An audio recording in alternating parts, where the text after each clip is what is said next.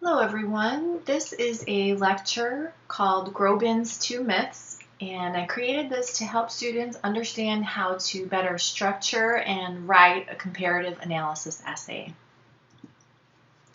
So what I've done is I've copied the student essay from our book. We've got the first few pages on the slides here. So what I'm going to do is kind of talk about the essay, read parts of it to you, and point out some things that I think are very important when you're writing a comparative analysis. So let's take a look at the introduction. I'll just read it. An individual growing up in today's society quickly absorbs America's predominant beliefs and values. Our church, our parents, our teachers, and the media reinforce such concepts as a single creator God, the ideal relationship between men and women, and the nature of evil. However, most cultures have their own unique mythic stories to explain the birth of the universe, our planet, and its inhabitants. By comparing the Bible's Judeo-Christian depiction of creation to that of the East African Yao myth, the chameleon finds, one is reminded of the many different and imaginative ways myths have presented such fundamental issues as gender relations, our connection with and responsibility to the environment, and the relationship of human beings to God. So as you guys can see in this introduction, the writer starts with a general statement about beliefs and values, how they're created, and then narrows down to the thesis statement. The thesis should always be located at the end of the introduction, usually at the end of the first paragraph, as it is in Grobin's essay.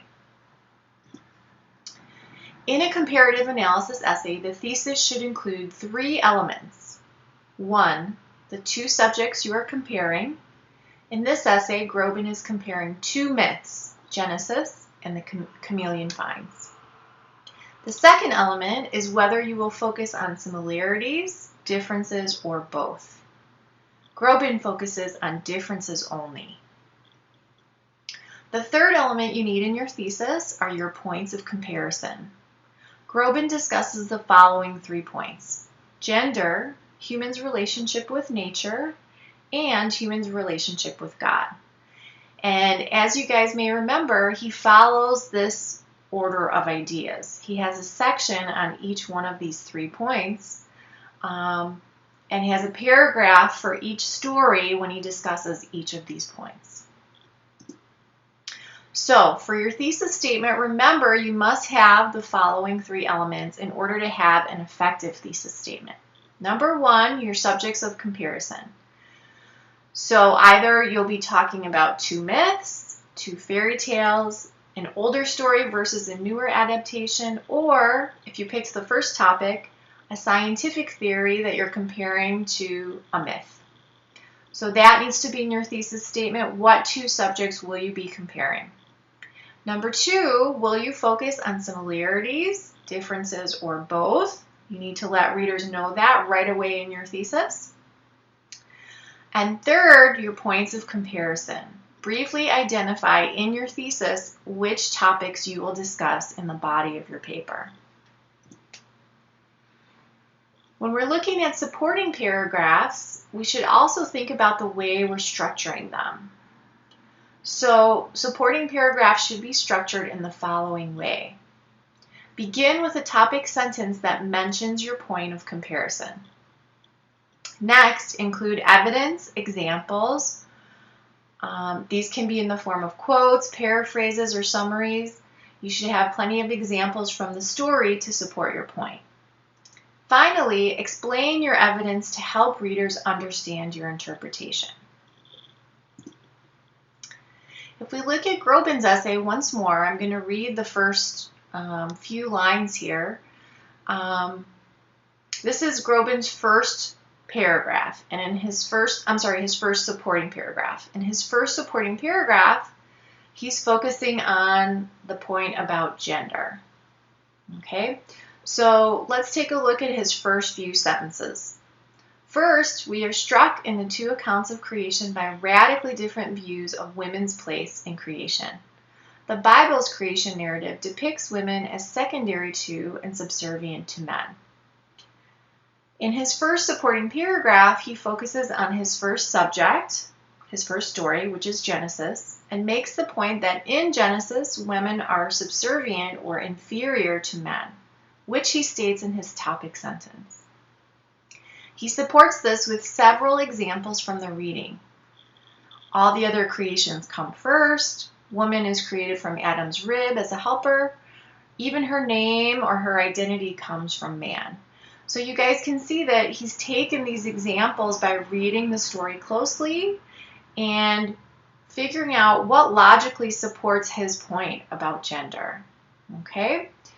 Now, if we're looking at the next supporting paragraph, he's still talking about the same point, but he's going to go to his next subject, which is the Yao myth, right? So he's alternating between these two stories, but we can think of this more like a section on gender, right? So his whole first section is on gender, starting with Genesis, then moving to the Yao story.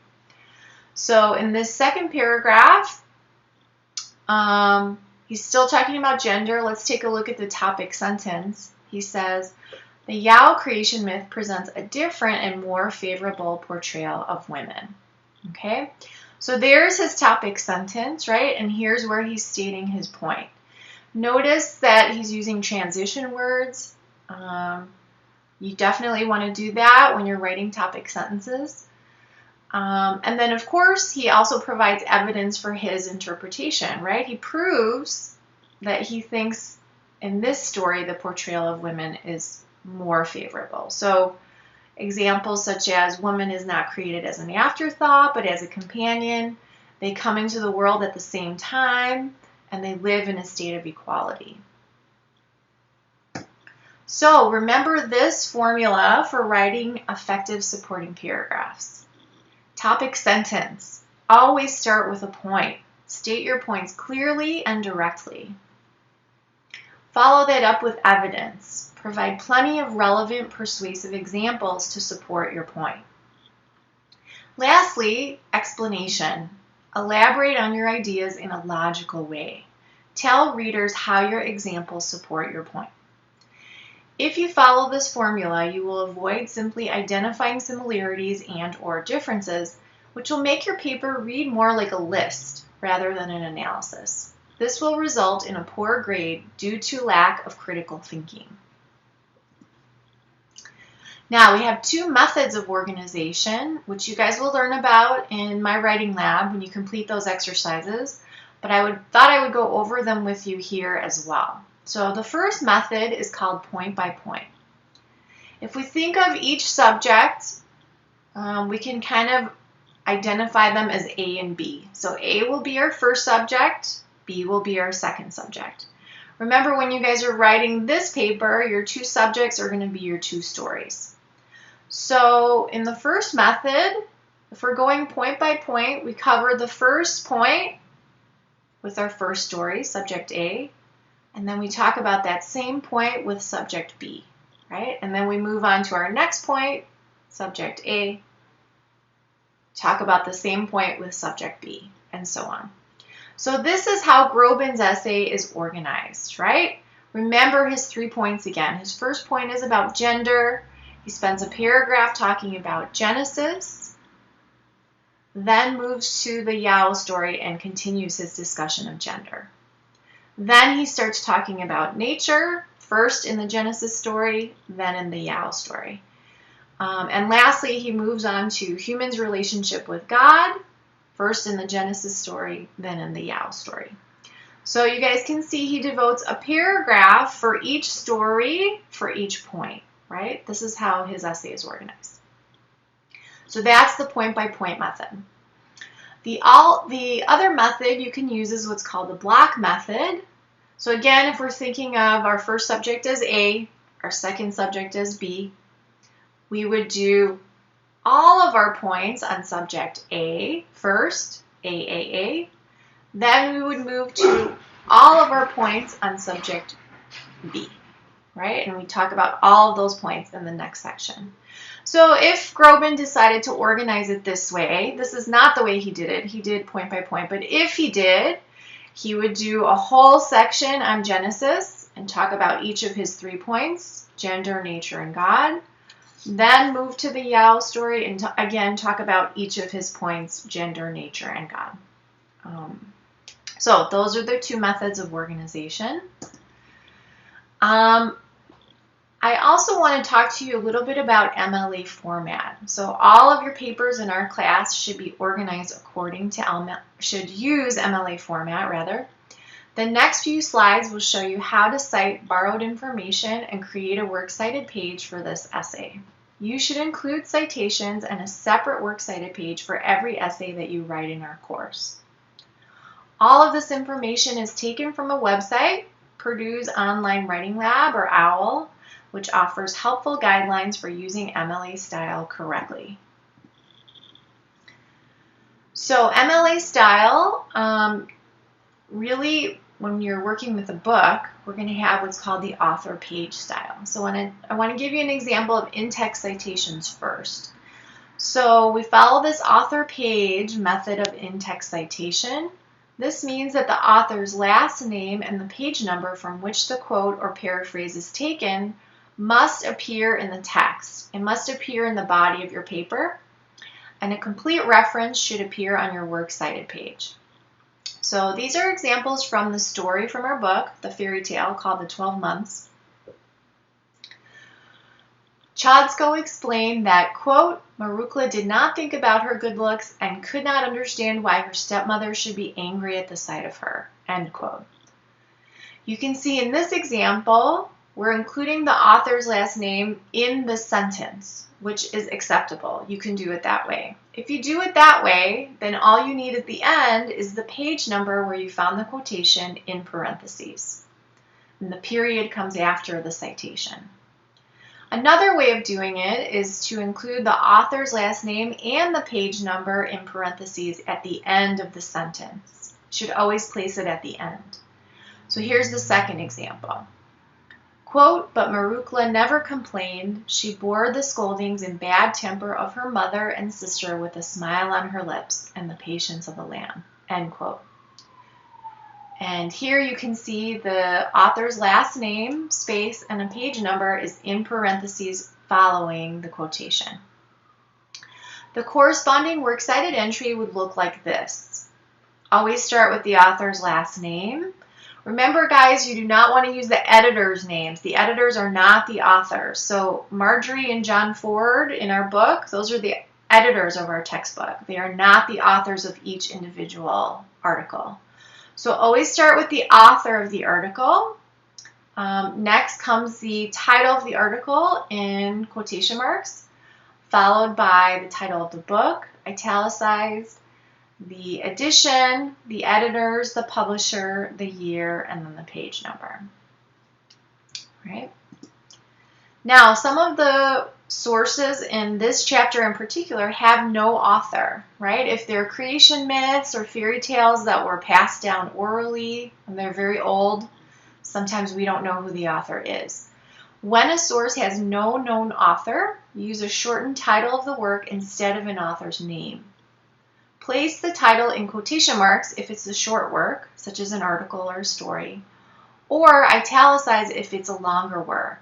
Plays, books, television shows, entire websites, and provide a page number if available. Here's an example from the Japanese creation myth from our book.